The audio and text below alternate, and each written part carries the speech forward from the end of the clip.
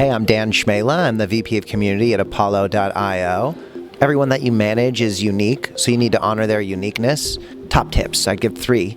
The first would be to really ask people how they want to be managed. A lot of people enter into different management roles with a playbook.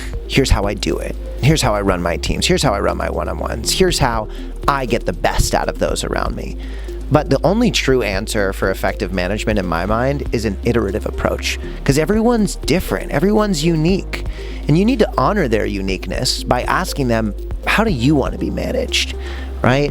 And then from there, you can build a plan where it's not you assigning tasks, but it's you working with them to create objectives that you tackle together. Because I guarantee you, like an automaton who does your bidding as a leader is never going to be as good as someone who's creatively inspired. Because if you're hiring right, you're hiring people that are better than you in one way or another. So you need to make sure you're honoring that. The second thing I would suggest would be to assign, and this isn't a me thing, this is like, I think it's Gary Vee, or it's just like pretty well-known management stuff. Assign objectives, not tasks. If you assign tasks, firstly, that sounds really hard as a manager. You have to figure out every task that someone needs to do to accomplish a program. No. Assign objectives and then guide people on the path to determining what those tasks are. Not only will you get a better result that way, but you'll train people to become leaders, to empower them, to develop more. And teams that feel like they're being developed, like they're learning how to do something, not just doing it, those are the teams that stick around and are creatively inspired. The third tip I would give for management is it's more of a litmus test. Like, do your teams tell you when you're fucking up? A good member of your team should be able to give you negative feedback. Things you're doing better.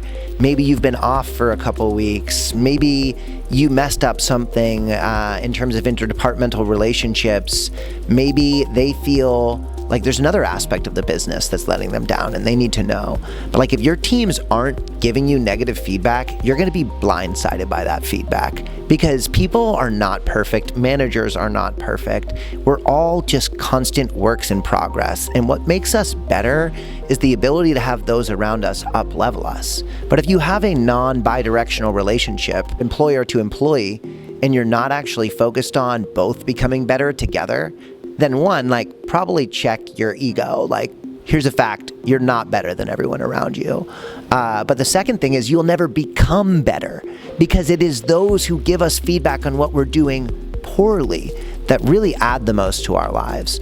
So my third tip would be to constantly try and create enough psychological safety for those on the teams you serve to tell you the truth.